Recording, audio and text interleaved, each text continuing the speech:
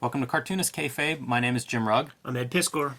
Going to look at a classic indie creator-owned title with Matt Wagner's Mage. But before we dive in, Ed, where can people find your creator-owned comics? Got to give shouts out to Chris Pitzer, publisher of Vat House Comics. I think he might be the impetus for this issue, for this episode. But anyhow, patreon.com/Ed Piskor is where I'm serializing the Red Room Comics project that I'm working on at this very moment. $3 will get you the complete archive. I have 2 complete issues up there as we speak. It's about murder on the dark web for fun and profit, Jimmy. And if you are checking out this video after January 20th, hit the link tree in the description below.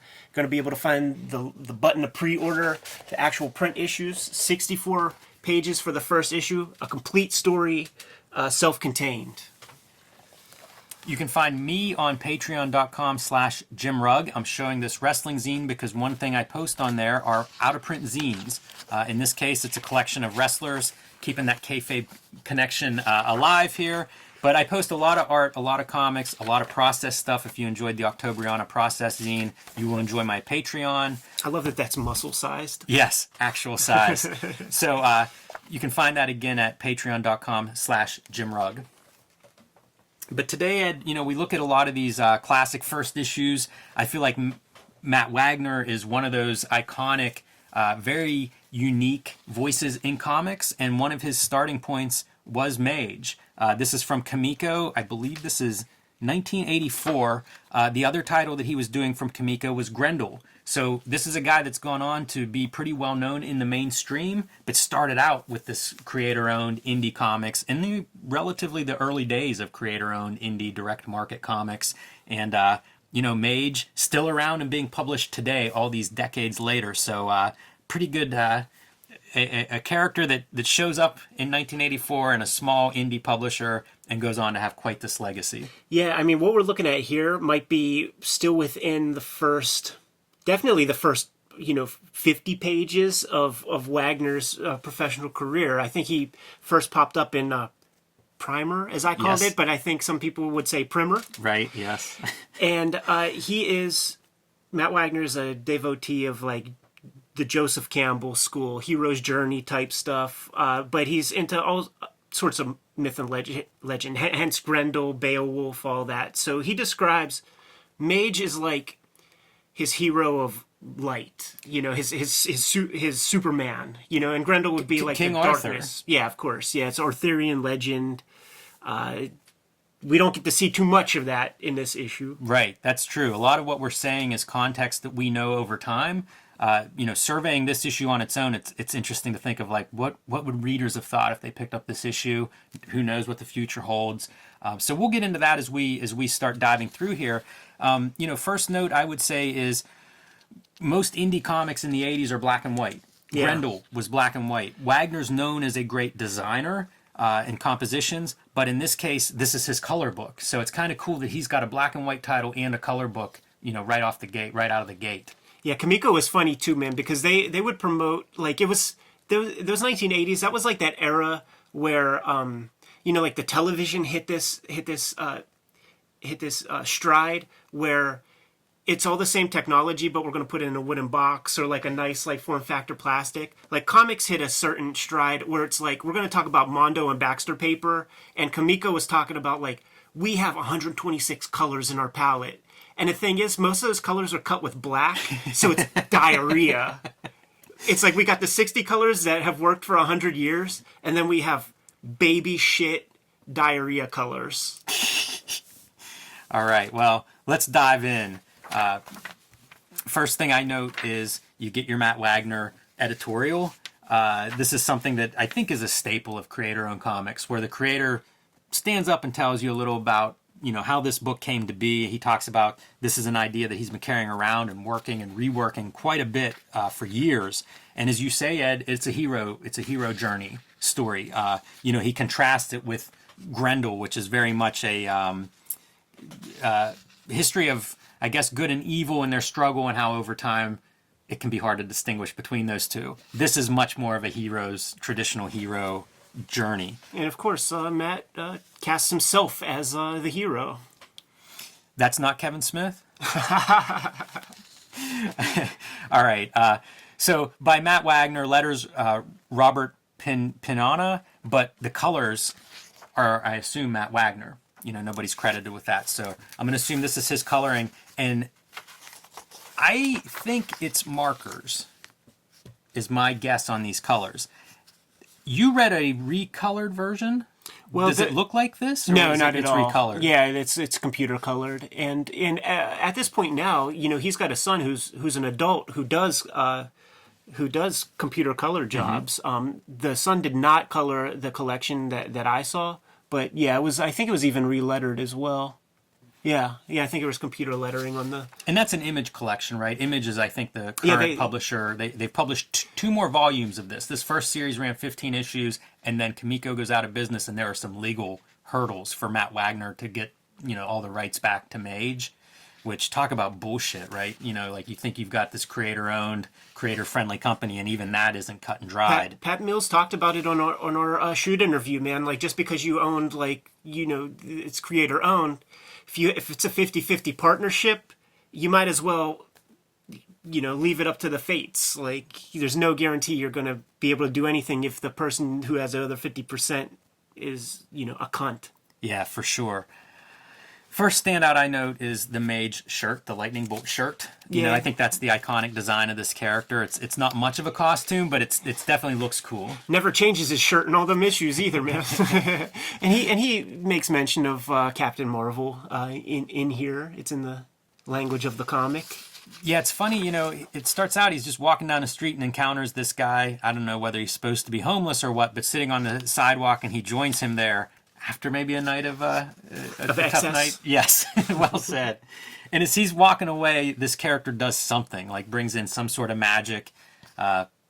He's gone, so what do you make of that? Just head home. On the way home, he observes a mugging in this otherwise empty city. There's a mugging going on down this alley. We get to see a little bit of what Kevin Matchstick is made of. When he sees this mugging, he's going to go try to help out.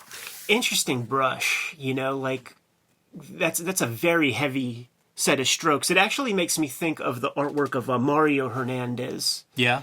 In terms of like line quality and some of the sort of moving with the forms and volumes of the shapes he's putting down there. But it's definitely very raw.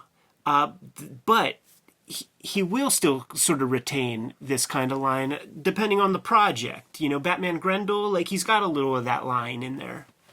Yeah, and if you're thinking 84, like, is that Byrne X-Men era, Byrne Fantastic Four? Like, you think of the popular books of the time, and they're so rendered and tight inks and stuff. This is a very different look for sure.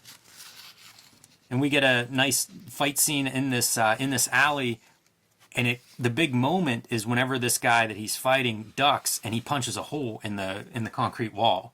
Something has changed in Kevin. It's a good storytelling beat. Like he's got good storytelling flow here from the beginning. Yeah, I mentioned that he's known for his design, and I think you can see it on all these pages. They read very clearly. They're pretty striking. Even in, I think, a raw drawing stage of his life, it's still a very striking layout.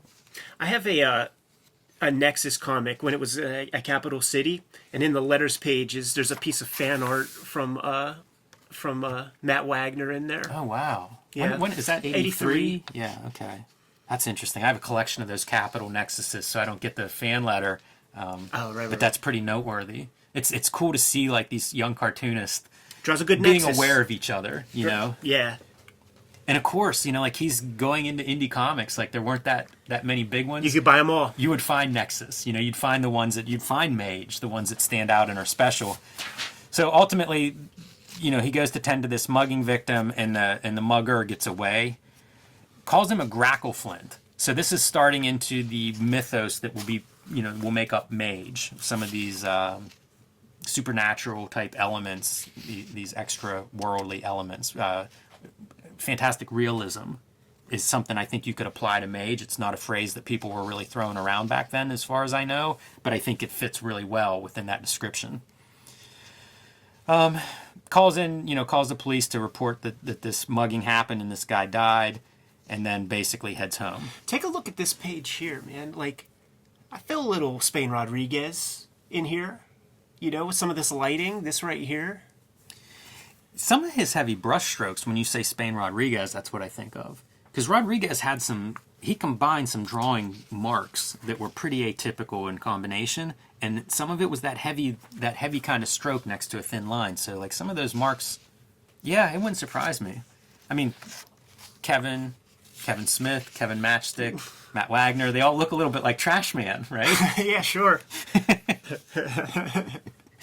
Influence on life. And here's the guy who was sitting on the street. He's waiting for Kevin to come home and has a few more tricks to kind of impress him with. Talks in riddles, doesn't really give any kind of useful information, with one exception, and that is in regards to the grackle flint that he had wrestled or fought in the alley, and basically says, avoid those sharp elbows that character has. And, that registers, like that is one piece that he remembers. But I've just gone through like 8 pages of conversation between these guys. A lot of exposition for not too much information. Right. This made me laugh when I was reading it, where it's like he starts out watching him in his chair, he disappears. Next panel, he's like plopped down and they're like, what a day. Wakes up the next morning and assumes the whole events of the night were a dream. That's his first interpretation. Gets on the train to go to work. Again, it's weird that nobody's around. Like these streets are so empty. Empty subway platforms, empty streets. I mean, one person. I don't know that's. I read this first Mage story, like all the issues, but it has been a while. I don't think that's a plot point. No, it isn't. This is, I think, young cartoonist. Right. Like it's just too much to draw. Now I got to think of like what's going on behind him. The writing works that way in this thing as well. Like you could tell that like he gets into some philosophical stuff earlier, and it's the exact same thing that like when you have a friend who just went to college and learned some new theory or something, like they got to tell you about it. Like he does that here, and it's a young cartoonist. He's got to burnish off some of that youngster shit. So he gets on the train, a couple of guys in their fedoras and overcoats, and he spies that spur that he's been warned about sticking out of the elbow of one of them. Turns out there are 3 of these guys. They have him surrounded on the train, get into a little bit of a fight. Can you just go back real quick? Because like this part where he's like, he notices guys, and he like looks at his fingers, is like 3? Wordless storytelling, man. Like it's hard to keep it all in your head. I can't add this up on my own. How many guys are in here? It's cute, man. We ain't dissing, man. Don't worry. I love these big sound effects. I think that looks really fun for going through a fight. Reminds me a little bit of Miller fight scenes on Daredevil. Yeah, would have been kind of I'm sure, an influence. Yeah, certainly those kind of textures. The dialogue balloon as panel. And he's not doing well in this fight. These guys are going to get the drop on him. What do? Crash, jump through the window. That's your cliffhanger. What's going to happen? And another train is coming at him. I need the next issue. Look at that, Gretel. See, this is real hard looking. This is real dope. Like, it's like, was this drawn significantly after? Like you could tell it's still the same guy, but this looks extra to me. Yeah, it looks good. It's it's early. I wonder like even how long it takes to create a comic like this, because this is early days of that creator movement. Whenever deadlines were still important, like he might have been drawing these 2 books monthly at the same time. Who knows? It's a real different world. Yeah, the way Kamiko worked. Oh, dude, yeah, I'm totally remembering this from an old Matt Wagner interview. Like, so, like, the color part of it was Kamiko had license to do stuff like, maybe they had, like, Robotex and stuff at this time. I know they have it later. Yeah. But the way that they would get their discount would be to gang print, right? And they needed one more book to gang print, like, with color. And, like, that's how this comes about. That's fascinating. I didn't know that like at all. Like Mage might have already been happening or whatever, but like the color part was because of the gang printing to get cheaper rates, man. Cheaper print bills. That's a good looking image. I gotta see what happens next. Next month can't come fast enough. Comics interview being plugged. That's a fun ad from a certain time period. And this is another comic that's like lost to the ages because of all that contractual copyright nonsense. Yeah, this is Chuck Dixon and Judith Hunt And these, I find these in quarter bins all the time, you know. So I might have a full run of that. And it actually ran for a while. And the copyright gimmicks with this, man, it's like, it's not just publisher, but it's broken up romantic couple. You're right, yeah. So it's like a third, a third, and a third kind of copyright gimmick. You're saying we're probably not going to see a revival of this this title. It went to First Comics, so something happened to make that possible, but we haven't seen it since. I love the duo shade paper on this coated stock, this inside cover coated, because it's so crisp. Like, those little fine lines are so sharp. Like, you can really kind of look at this and be like, as a kid, I have no idea how they made those lines. Like, oh, you gotta put your Yes. T-square down and rule off Hilarious. the millimeters. Every other millimeter, you put a line. But by the way, Judith Hunt, fucking dope. Like, this is awesome artwork. And like the Evangeline comics for First, they ain't by her, man. Yeah, they're, she's they're not by there some the job whole time. person. And But those originals are good, and I think they're all in color, the originals and stuff. So kind of neat to see those early indie color books. But that's Mage #1. Yes. It's definitely, you know, it's chapter 1, and this really does feel like early graphic novel in the sense of there's a big story that's told throughout each of these series. And I don't know if he mentions it in that editorial there, but in subsequent interviews or editorials, he mentions that there's 3 Yes. stories, you know? And I mean, like, he finished that 3rd story very recently. Yes. Like, maybe we had the channel going still. Like we started the channel when he finished the 3rd series. So it's like, comics works this way, man. It's the long tail thing, just like publishing or anything. It's like, go do your Sandman Mystery Theater, go make a couple dollars. Now work on a little Mage. Go do this, go do that. Do a little Mage. You know? One for them, one for me. And the great thing is, you read an Image version of this. So you're not only continuing the story, you also continue to, let's repackage this. Let's recolor this. Let's show the people who like that new Mage comic, here, read all of it. Create the optimal version, man. Like, if you know, those guys from Kamiko came to him at the last minute and was like, hey, Matt, we need another color book. You know, and he had to rush that out. You know, like, there's some sloppiness here that I think that you would look back on if it was your stuff and be like, I could make that tighter. Yeah, no doubt about it. It's a young cartoonist, but a cartoonist that has gone on to have an incredible career. And again, that big influence. You mentioned Chris Pitzer at the top of the show, Ed. He had brought Matt Wagner to his college to talk in his design department. So, you know, it kind of speaks to something that we take for granted now, design being a prominent part of comics, but it wasn't. So if somebody showed up and they had a really good design sense, you stood out. Yeah, and it's not quite on display here. Like, he gets very Art Deco in Grendel as time goes by, and then that's when you really start to see it. And I think maybe even in Primer, there was like illustrated text comic, you know, where there's typography and then imagery happening. So he was always playing with stuff, man. It's very cool. Definitely major influence to like a generation a little older than us, you know, because like those comics were just more accessible in terms of just being able to get your hands on them, man, because, you know, there's however many copies of this there are, but yeah, there's a generation that just revere Mage. Yeah, like I mean, it was their book, right? And it's burnt into their into their psyche when they think of these comics. You know, we look at a lot of the early Image books as like our nostalgia trip. I know, as you say, Ed, that older generation where like this was a special book for them. Really unlocked some stuff in comics of what comics could be. And you know what? You can't miss them at the Comic-Cons, man, because they got that graffiti design shirt. They're walking around with that shit. Yes. Ready to go? Kayfabers, like, follow, subscribe to the YouTube channel. Hit the bell. We'll notify you when new vids are available. What you got, Jimmy? I have patreon.com/JimRugg. Find some of my old zines, mini comics, artwork, process stuff. Patreon.com/JimRugg. Patreon.com/EdPiskor. If you want to take a look at Red Room before it hits the street, but also the link tree, links that we have below this video. There's links to all sorts of stuff, man. And if you're checking us out after January 20th, you're going to be able to pre-order the first issue of the physical copy of Red Room. Very excited about that. What else do we got, Jimmy? Subscribe to the Cartoonist Kayfabe e-newsletter at the links below this video to keep up with everything we have going on. You can find Cartoonist Kayfabe t-shirts and merchandise at the links below this video as well. Give them one more set of marching orders, Jimmy. We're going to be on our way. Read more comics.